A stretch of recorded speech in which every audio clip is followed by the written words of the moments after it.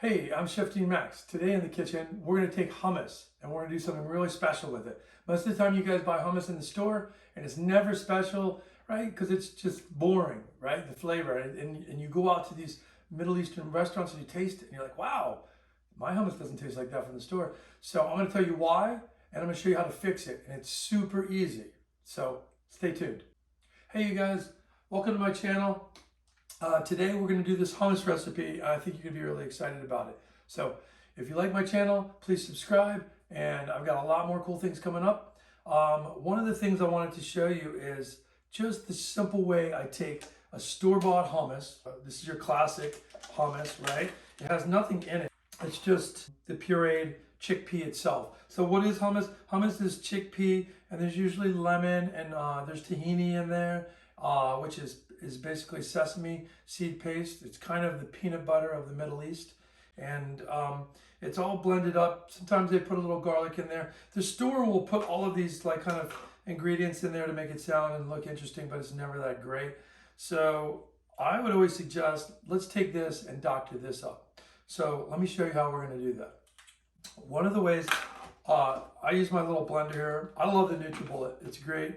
They don't even pay me to say that, but I love it because it's super simple, and when you're cooking for 2, 4, 6 people even, it's just the right size. The first thing we're going to do is take a little garlic. So I have my garlic clove. You should probably try to use fresh garlic whenever you get a chance. If you don't, if you have the kind of already peeled garlic or already chopped garlic, I don't know, I'd suggest against that desperately, but if you have to do it, you can do it. But otherwise, you just want to keep whole garlic in your kitchen. Now, if you stay tuned to my channel, there's going to be another recipe on there for making a garlic confit, which is I like to do. Because whenever you're touching garlic, your hands always smell. So sometimes you don't feel like doing it every day. You've got stuff going on, you don't want to smell like garlic, right? I have a recipe where we take the garlic and we cook it in oil very slowly, and then you puree it, and you put it in a mason jar and throw it in your fridge, and it'll last for months. Actually, I've had stuff in there for like 3 months before, and it doesn't go bad because it's been cooked, and then I let it sit in that jar. It's got a little bit of olive oil on top of it. It's like cured in there. One of the key mistakes that people make is using too much garlic. With a recipe like this, I know people, you're making one thing like this of hummus and somebody would put like 5 or 6 garlic cloves. That's just the rookie mistake. You think it's going to add flavor, but it makes it too strong and overwhelming. It takes away from the flavor of everything else. And what you end up with is really a garlic paste instead of a hummus, right? So I would steer clear of that. One of the things that we're going to do is first we're going to take and make the beginning part of this, which is a base of hummus is tahini. So tahini is expensive, more expensive than hummus. So when you get hummus in the grocery store, it usually comes with very little tahini in it because tahini is more expensive because it's a seed and it's harder to process, and they can just have bags of chickpeas pureed. And we're gonna add garlic to it. So I'm just gonna plop that garlic in there, okay? I'm gonna add some salt. I have some pink sea salt here, so I'll put that in there. Maybe I'll put a little bit more, right? And then I'm going to take this and I'm going to get every bit of that in there, okay? So that's my tahini. Tahini, garlic, salt. I'm going to put some cracked pepper in there. I like to always use fresh cracked pepper. I wouldn't use the shaker stuff. On the shaker stuff, I'm going to take a little bit of smoked paprika. You don't have to use this. You can just use salt and pepper. It's fine. And then sometimes I put a little cayenne to make it hotter. You can use any kind of stuff. If you really want to use your favorite hot sauce, you can do that too. But with that, I'm just going to add these things in here, and I'm going to put lemon. Lemon is definitely the key ingredient, right? We're going to put a lot of lemon. It's kind of lemon season right now, and you can see they're super juicy. Sometimes I'll even take the zest if I feel like it and use the zest as a garnish with a little microplane, put it right on top of my hummus. It's kind of nice, and it's a nice feature. So 1 whole garlic, 1 lemon, I would say it's about a 1/4 cup of tahini, ice and water, and that is literally ice and water. So I'm gonna take the ice and water and stick it in. And the reason you're doing the ice in there too is because you want this really cold. And what that's gonna do is make this super creamy. And that's our goal. So I'm gonna add this on. I'll take it off for a second and I'll shake it because obviously some of your puree gets over the top. I want to puree this really good. See, now the garlic and that's gonna be nice and pureed. And we have this beautiful looking kind of paste, right? With that, I'm gonna add the hummus. Now, this store-bought one, the reason that it's not super flavorful is because all it really is chickpeas. So I know a lot of you can make this, you can cook chickpeas and puree them and get them to the stage, right? But you're not gonna do that, so I'm just gonna show you a way to take the store-bought stuff and dress it up, and people are gonna think that you made it fresh for them, and you soak the chickpeas and you cook them with salt and baking soda, overcooked them and pureed them to make it beautiful. But you didn't do any of that. You just used the store-bought and doctored it up with some more tahini. The store can't charge what they need to charge for you if they put the right amount of tahini in there because it's a little bit more expensive. Because this is all thick puree, I'm gonna add a little bit more ice water. So this is about, I would say, 3 ice cubes and a 1/4 cup of water. And I'm going to puree that again. End up with a super creamy puree. Look at that. See that? Now that, let me try it. It's actually perfect. It's perfect. It's got salt, it's got lemon, it's got garlic, not overwhelming, right? And then we have our tahini in there. Now I don't add olive oil in this because of the fact that it's got a lot of tahini oil in there, right? So it's a lot of the sesame oil is already in there, so it really doesn't need it. You could add some olive oil in there if you would. I would always put extra virgin.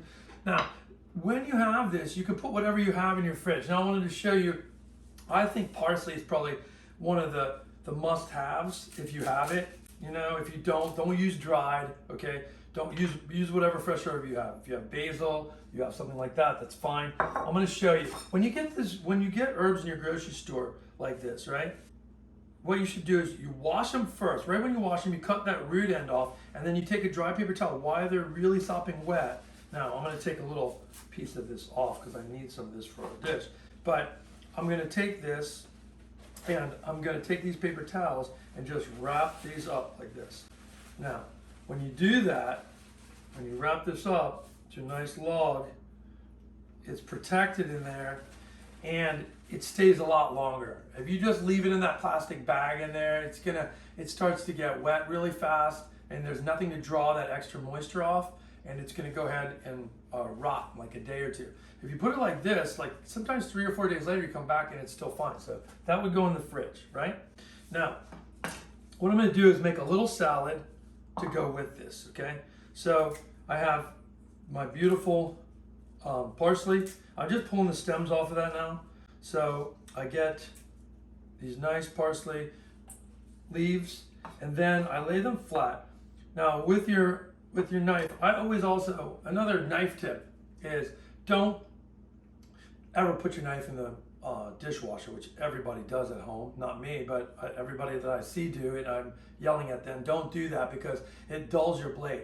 If you want a sharp blade, you can go to a knife sharpener in your town. They'll sharpen your knife for like $1 or $2, and that knife will stay sharp for like a year if you take care of it. If you only wipe it when you're done, don't soak it in water, don't put it in the dishwasher. If you just rinse it with clean water, wipe it off, and then this is called it's a steel. You don't put pressure on it, you just glide it across. It's really magnetic, so it's gonna pull off all those particles and line your blade up straight. Now I know a lot of you are too scared to do that. So if you are, you put it down on the cutting board and do it like this. Now, what angle are you looking to do it for? This is 45 degree, right? This is 90 degree, right? So you want to do half of that's 45 and another half. So like 22 and a half, right? And just do that. If you do that like right before you use your knife all the time, it's always sharp. I think I sharpened this knife like 2 years ago. So with this, I want to lay my parsley leaves down, and I'm going to cut them really thin next to it. Now, if you're not a good chopper, that's fine. Just just rough chop them. You know, you can literally tear parsley and it tastes good. So you don't have to worry about cutting it perfect and having it restaurant ready and looking like that. I think just the fact that you have fresh herb on there is already more than most people do. So again, you don't have to do it, but you can, right? So in that, I'm gonna put my parsley, right? And then I've got tomatoes. Tomatoes, I've got like a Roma tomato, and I like the Roma tomatoes certain times a year, because sometimes in the winter time you can't get a really beautiful heirloom tomato. So sometimes I'll use just these Romas. So I'll take these Romas and I'm just gonna cut them in quarters, and then I just cut that back into a dice. You see how that's all diced up? I want to make sure they're all nicely cut, okay? And then I'll put them in here, okay? And then I have radishes. Radishes just sliced, right? And little circles are fine, right? We throw a few of those in there. Cucumber, always good, right? You can just do circles of that as well. Like that. And I'm gonna actually cut those, I'll cut those a little bit, I'll cut those in half because they're kind of large, right? And then I'm gonna put a little bit more lemon on those. I'm gonna squeeze the last bit of lemon onto this guy. And I'll put a little olive oil. I like to keep my extra olive oil in like a container like this, these little squirt bottles, just because if you always have those bottles in your kitchen, sometimes they don't pour out well. So I buy like really nice extra virgin olive oil and I keep it in here, and I know exactly how much I can use with that. Then with a little salt, I'm gonna put a little pinch of Himalayan salt on there, cracked pepper, okay? And then we're gonna toss that together, okay?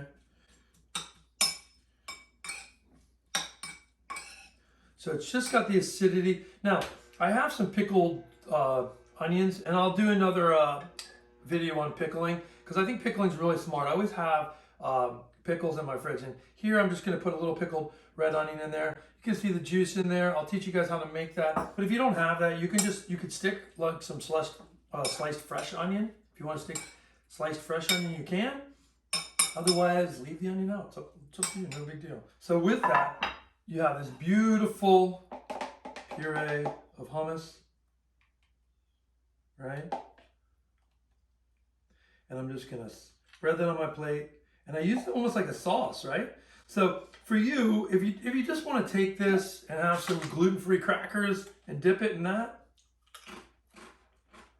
that's really all you need. But you can do this as simple as you want or as difficult as you want. With the salad, I just put the salad in the center, like this, and you have almost like a sauce of hummus, right? And you have a super fresh salad. The key is with this is, I know you're not going to probably, buy chickpeas, cook them, and then once they're cooked, puree them, and then make this hummus from scratch. If you do, great. That's awesome. You should, because it's not that difficult.